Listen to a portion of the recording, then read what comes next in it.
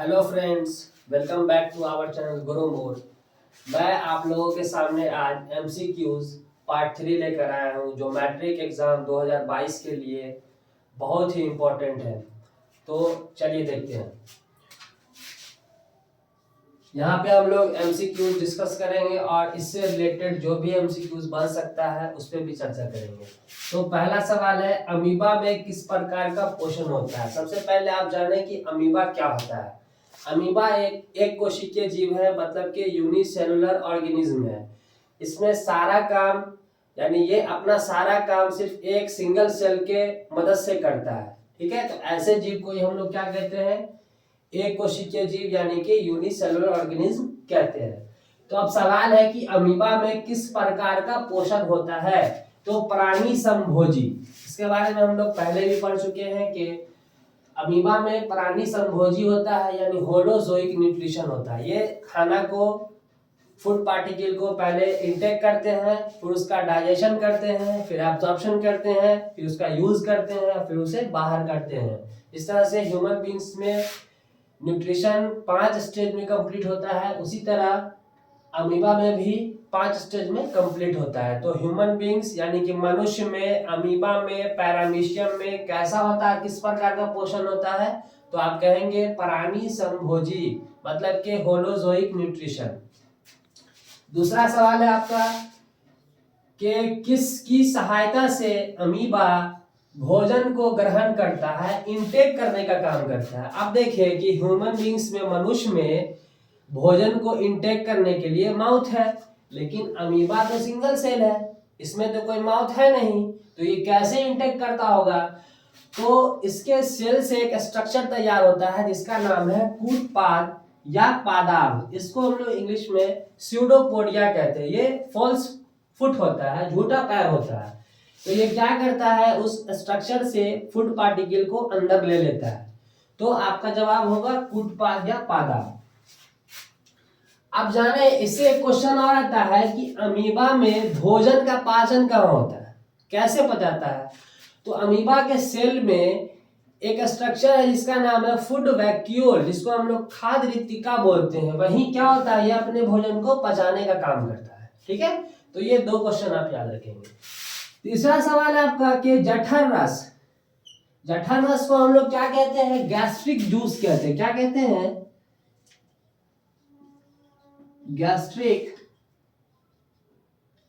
Gastric juice, जठर रस। जठर रस का स्राव कहां से होता है, तो आमाशय में बहुत सारे रस निकलते हैं। आमाशय से जो रस निकलता है उसी को हम लोग कहते हैं जठर रस। तो आपका आंसर होगा आमाशय। अब सवाल इससे कई आ सकते हैं, जठर रस में क्या क्या होता है। तो आप जाने कि एक्चुअली ये जो जठर रस है, इसमें 3 तरह का पदार्थ है। एक एंजाइम होता है जिसका नाम है पेप्सिन। पेप्सिन ये एंजाइम है, ये क्या करेगा, ये प्रोटीन को पचाएगा। ये प्रोटीन को पचाता है। इसके बाद इसमें एक और पदार्थ होता है जिसका नाम है HCl, हाइड्रोक्लोरिक एसिड। ये क्या करता है, आमाशय में अम्लीय माध्यम तैयार करता है। सबसे पहला काम इसका, ऐसे इसका बहुत सारे काम है, हम लोग 3 काम को जानेंगे। आपके बुक में एनसीईआरटी में क्वेश्चन भी है कि आमाशय में अम्ल की क्या भूमिका है। तो 3 काम है इसका, आप लिख सकते हैं आंसर में अपने कि सबसे पहला काम क्या करता है, ये HCl आमाशय में अम्लीय माध्यम यानी एसिडिक मीडियम तैयार करता है। दूसरा काम क्या है कि भोजन के साथ जो बैक्टीरिया आते हैं उसमें मौजूद होते हैं, वो उसको डिस्ट्रॉय कर देता है, नष्ट कर देता है। तीसरा काम क्या है, ये पेप्सिन एंजाइम को एक्टिव करने का काम करेगा, क्रियाशील बनाएगा। जब तक HCl पेप्सिन पे काम करके एक्टिव नहीं करेगा तब तक ये पेप्सिन प्रोटीन को नहीं पचाएगा। तो ये 3 काम है। इसमें एक और पदार्थ होता है जिसका नाम है म्यूकस। म्यूकस क्या करता है, ये खुद के HCl से स्टमक के इंटरनल वॉल को प्रोटेक्ट करने का काम करता है, यानी आमाशय के आंतरिक दीवार की रक्षा करता है, उस पर अपना पेंट करता रहता है, इस तरह से लेयर चढ़ाता रहता है, जिससे HCl का इफेक्ट आमाशय के इंटरनल वॉल पे ना पड़े। तो आप समझ गए। आपसे अगर सवाल है कि गैस्ट्रिक जूस में क्या क्या होता है, तो 3 चीज होता है, pepsin enzyme, HCl and mucus. Pepsin क्या करता है, प्रोटीन पे एक्शन करता है और इसको ब्रेक डाउन करता है, तोड़ने का काम करता है। HCl क्या करता है, एसिडिक मीडियम तैयार करता है, बैक्टीरिया को नष्ट कर देता है, और क्या करता है, ये पेप्सिन को एक्टिव करने का काम करता है। और म्यूकस क्या करता है, खुद के HCl से स्टमक को प्रोटेक्ट करने का काम करता है। ठीक है, इस तरह से प्रोटीन का पाचन आमाशय में शुरू होता है। अगले क्वेश्चन पे चलते हैं हम लोग। Question number 4। क्वेश्चन नंबर 4 में कहा जा रहा है कि आमाशय में मौजूद एंजाइम, आमाशय में मौजूद, अभी देखिए पहले आमाशय में कौन सा एंजाइम होता है, पेप्सिन होता है, तो पेप्सिन आपका राइट आंसर है।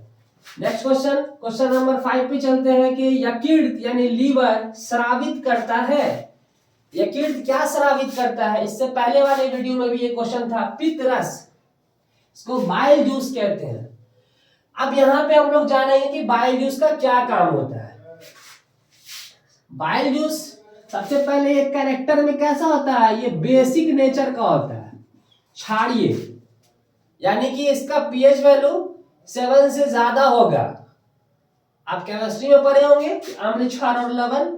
अम्ल क्या होता है, जिसका पीएच वैल्यू 7 से कम होता है, और क्षार क्या होता है, जिसका पीएच वैल्यू 7 से ज्यादा होता है। और न्यूट्रल भी होते हैं कुछ, जिसका पीएच वैल्यू 7 होता है, जैसे कि प्योर वाटर। अब देखेंगे कि पित्त रस, देखिए यहां पे मैं लिख रहा हूं,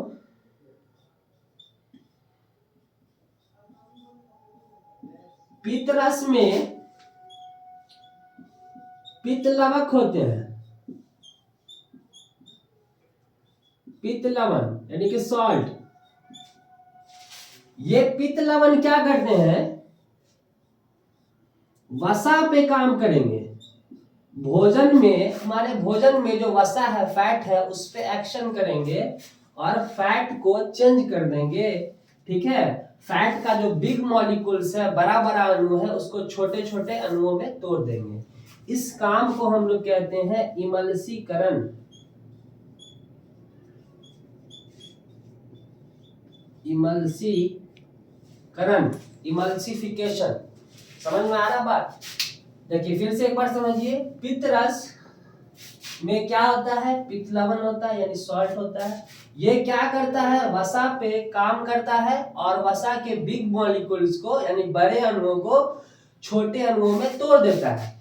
इस क्रिया को हम लोग कहते हैं इमल्सीकरण। समझ में आ गया बात?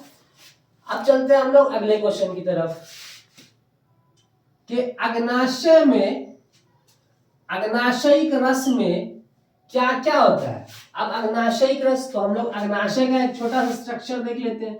ये आपको पता है कि ये ऐसे फूड पाइप है, यहां से ऐसे आमाशय है, और यहां पे एक स्ट्रक्चर होता है ऐसा, इसी का नाम है पैनक्रियाज। पैनक्रियाज यानी कि अग्न्याशय। अब ये अग्न्याशय क्या करता है, जूस छोड़ता है, उसी जूस को हम लोग कहते हैं अग्नाशयिक रस, पैनक्रिएटिक जूस। अब इसमें क्या क्या होता है ये चीज जानना हमको। तो देखिए यहां पे मैंने लिखा है, इसमें होता है एमाइलेज, ट्रिप्सन और लाइपेज। एमाइलेज, ट्रिप्सन और लाइपेज, ये 3 तरह के एंजाइम होते हैं, तीनों का अपना अपना काम है। ये एमाइलेज क्या करते हैं, ये कार्बोहाइड्रेट पे काम करते हैं, कार्बोहाइड्रेट पे काम करते हैं और इसको चेंज करते हैं ग्लूकोज में। ये ट्रिप्सन क्या करता है, प्रोटीन पे एक्शन करता है और इसको पेप्टोन्स में चेंज करता है, पेप्टोन में। और ये लाइपेज क्या करता है, वसा पे एक्शन करता है और वसा को वसा अम्ल में चेंज करेगा, वसा अम्ल में चेंज करेगा। ये 3 काम है। आप इतना ना लिख करके इसको शॉर्ट में भी लिख सकते हैं कि एमाइलेज कार्बोहाइड्रेट को तोड़ता है, ट्रिप्सन प्रोटीन को तोड़ता है, लाइपेज वसा को तोड़ता है। ये तीनों इसका काम है। अब सवाल है यहाँ पे कि आहार नाल में जल का अवशोषण कहाँ होता है, वाटर का एब्जॉर्प्शन कहाँ होता है। बहुत इंपॉर्टेंट क्वेश्चन है। आप जान ले कि वाटर का एब्जॉर्प्शन बड़ी आंत में होता है। कहाँ होता है? बड़ी आंत में होता है, लार्ज इंटेस्टाइन में होता है। नेक्स्ट क्वेश्चन है कि आहार नाल में भोजन का अवशोषण कहाँ होता है। तो भोजन का जो अवशोषण होगा, एब्जॉर्प्शन होगा, वो छोटी आंत में मोस्टली होता है। अब देखिए कि छोटी आंत में एक स्ट्रक्चर होता है ऐसा, फिंगर लाइक प्रोजेक्शन होता है, जिसको हम लोग विलाई बोलते हैं। विलाई, ये विलाई क्या करता है, इसके अंदर भी बहुत सारे विलाई होती है, इसको हम लोग माइक्रो विलाई कहते हैं। ये स्मॉल इंटेस्टाइन के इंटरनल सरफेस एरिया को बढ़ा देता है, जिससे एब्जॉर्प्शन के लिए यानी अवशोषण के लिए ज्यादा क्षेत्रफल मिलता है और जल्दी जल्दी क्या होता है, अवशोषण का काम होता है। फिर हम लोग उसको यूज करते हैं एनर्जी में तोड़ करके। तो आपसे सवाल ये आएगा कि आहार नल में अवशोषण क्या होता है, तो छोटी आंत में होता है। किसके हेल्प से होता है? विलाई के हेल्प से होता है। ये भी क्वेश्चन पूछ सकता है कि आहार नल में विलाई कहाँ होते हैं, तो हम लोग बोलेंगे छोटी आंत में होते हैं। क्या काम है इसका? तो अवशोषण के लिए इंटरनल सरफेस एरिया को बढ़ा देता है। क्लियर? अब देखें नेक्स्ट सवाल है आपका कि आहार नाल में मल कहाँ जमा होता है, यानी कि हमारे पाचन तंत्र में जो मल बनता है, वेस्टेज बनता है, वो कहाँ जमा होता है। तो बड़ी आंत का एक पार्ट है जिसका नाम है मलाशय, रेक्टम। रेक्टम कहाँ होता है? रेक्टम में क्या होता है, मल का स्टोरेज होता है। ठीक है, जो भी बेकार पदार्थ होते हैं हमारे बॉडी में, पाचन तंत्र में जो बनते हैं, वो कहाँ जाके जमा होते हैं? मलाशय में, यानी रेक्टम में जाके स्टोर हो जाते हैं। फिर समय समय पे हम लोग उसको बाहर करते हैं। और मलाशय जो है, ये जो रेक्टम है, ये किसका पार्ट है? तो ये लार्ज इंटेस्टाइन का पार्ट है। आप याद रखेंगे, लार्ज इंटेस्टाइन बड़ी आंत का भाग है। अब क्वेश्चन है आपका कि आहार नाल में भोजन का पाचन पूर्ण कहाँ होता है। भोजन का पाचन पूर्ण कहाँ होता है, मतलब कंप्लीट कहाँ है, कंप्लीट साइट ऑफ डाइजेशन क्या है? तो हम लोग कहेंगे छोटी आंत, स्मॉल इंटेस्टाइन। शुरू कहाँ हुआ था? इससे पहले वाले वीडियो में मैंने बताया था माउथ में ही शुरू हो गया था, लार के हेल्प से। लेकिन कंप्लीट कहाँ हो रहा है? छोटी आंत में कंप्लीट हो रहा है। अब देखें, छोटी आंत में एक्चुअल 3 जगह से पदार्थ जाता है पचाने के लिए। एक ये जो आप पित्त रस देख रहे हैं, ये पित्त रस कहाँ सीक्रेट होता है? छोटी आंत में ही आता है। पैंक्रियाज भी अपना जूस कहाँ छोड़ते हैं? छोटी आंत में छोड़ते हैं। और छोटी आंत का जो खुद का वॉल है, वहां से भी क्या होता है? जूस सीक्रेट होता है, जिसको हम लोग कहते हैं इंटेस्टाइनल जूस। क्या कहते हैं?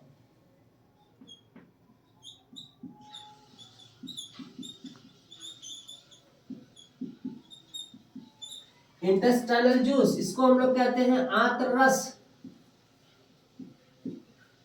आंत्र रस, ये आंत्र रस क्या करता है? इंटेस्टाइनल जूस क्या करता है? तो ये कंप्लीट करेगा पूरे डाइजेशन को। ये अपना काम कर चुका है, ये अपना काम कर चुका है, ये अपना काम कर चुका है, सब अपना अपना काम कर चुका है। अब फाइनल काम है इंटेस्टाइनल जूस का। ये क्या करेगा? हमारे भोजन में जो कार्बोहाइड्रेट है, ये इसको चेंज कर देगा। किसमें?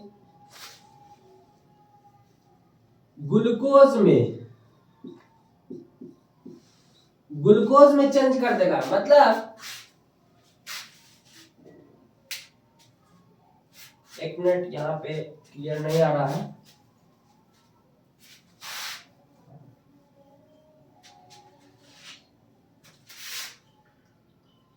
ये यहां पे मैं लिख रहा हूं,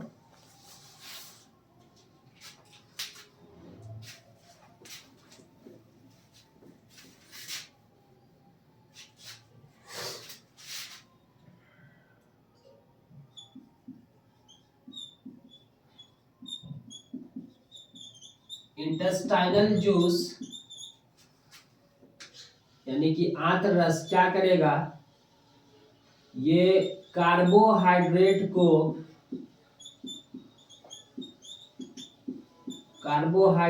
को चेंज कर देगा, किसमें, ग्लूकोज में चेंज कर देगा।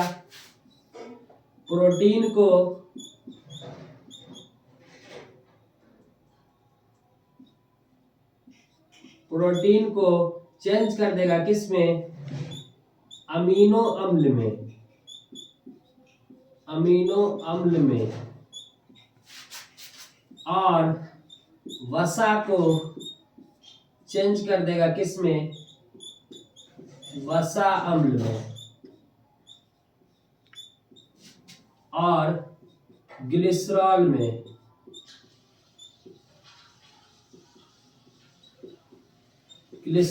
चेंज कर देगा। ये फाइनली आप भोजन का पाचन हो गया। फिर से सुन ले एक बार। सबसे पहले फूड का जो डाइजेशन हुआ, भोजन को जो पाचन हुआ, वो कहाँ शुरू हुआ था, माउथ में शुरू हुआ था। किसके हेल्प से, लार के हेल्प से। लार में एक एंजाइम होता है जिसका नाम है एमाइलेज। एमाइलेज क्या करता है, ये पाचन को शुरू कराता है, ठीक है। इसके बाद भोजन धीरे धीरे करके पेरिस्टाल्टिस मूवमेंट से धीरे धीरे करके कहाँ जाते हैं, आमाशय में आ जाते हैं। आमाशय में क्या मिला, गैस्ट्रिक जूस। गैस्ट्रिक जूस में क्या क्या होता है, पेप्सिन होता है, HCl होता है और म्यूकस होता है। पेप्सिन प्रोटीन पे काम करते हैं, HCl क्या करते हैं, एसिटिक मीडियम तैयार करते हैं आमाशय में।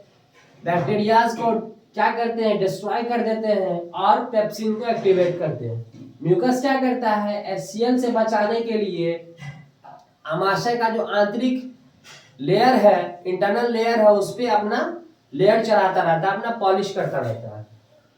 इसके बाद यहां से आपका स्मॉल इंटेस्टाइन शुरू हो गया है। स्मॉल इंटेस्टाइन में लीवर अपना जूस सीक्रेट करता है और पैनक्रियाज भी अपना जूस सीक्रेट करता है। ये क्वेश्चन आ सकता है यहां से कि ये जो पित्त रस है, ये कहाँ, इसका सेक्रेशन कहाँ होता है, तो यहीं पे होता है। और आमाशय, ये आमाशय के नीचे जो आपको स्ट्रक्चर दिख रहा है, ये अग्न्याशय, पैनक्रियाज, ये भी अपना जूस कहाँ सीक्रेट करता है, छोटी आंत में। एक्चुअल जाने आप कि ये वाला जो पार्ट है, इसको हम लोग कहते हैं डुओडेनम।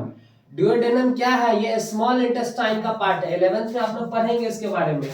अभी सुन ले थोड़ा सा कि डुओडेनम जो है, ये छोटी आंत का पार्ट है। यही क्या होता है, पैनक्रियाज भी अपना जूस डालेगा और लीवर भी अपना जूस डालेगा, और दोनों मिलकर के एक्शन करके डाइजेशन को आगे बढ़ा देते हैं। फिर फाइनली इंटेस्टाइन, छोटी आंत में भी क्या होता है, जूस सीक्रेट होता है इंटरनल वॉल से, जिसको हम लोग कहते हैं इंटेस्टाइनल जूस, यानी कि आंत रस। ये आंत रस क्या करेगा, फाइनली डाइजेशन को कंप्लीट कराएगा। कैसे, कार्बोहाइड्रेट को चेंज करेगा ग्लूकोज में, प्रोटीन को चेंज करेगा अमीनो अम्ल में, और वसा को चेंज करेगा वसा और ग्लिसरॉल में। आपसे एक क्वेश्चन यहाँ पे आता है कि प्रोटीन बने होते हैं, किसके बने होते हैं। देखिए प्रोटीन टूट रहा है किसमें, अमीनो अम्ल में, मतलब ये अमीनो अम्ल के बनते हैं। 20 प्रोटीन को मिला करके एक अमीनो अम्ल बनता है, 20 अमीनो अम्ल को मिला करके एक प्रोटीन बनता है। तो ये कॉम्प्लेक्स फॉर्म है, ये सिंपल फॉर्म है, ये कॉम्प्लेक्स फॉर्म है, ये सिंपल फॉर्म है, ये कॉम्प्लेक्स फॉर्म है और ये सिंपल फॉर्म है। इस तरह से डाइजेशन कंप्लीट हो गया। तो अब हम लोग 4th पार्ट में देखेंगे नेक्स्ट टाइम। इससे जो भी इंपॉर्टेंट क्वेश्चन और बन सकते हैं, आप लोग प्लीज इसको याद कर लें। 2022 मैट्रिक एग्जाम के लिए बहुत इंपॉर्टेंट है। अच्छे से वीडियो को देखिए और खुद से एमसीक्यूज तैयार कीजिए। जो भी मैंने बताया है बहुत इंपॉर्टेंट है, आप क्वेश्चन बैंक में भी देख सकते हैं। मेरा वीडियो अगर अच्छा लगा हो तो इसे प्लीज लाइक कर दें और चैनल को सब्सक्राइब कर दें, बेल आइकन को दबा दें, ताकि आपको सारे वीडियो का नोटिफिकेशन मिलता रहे।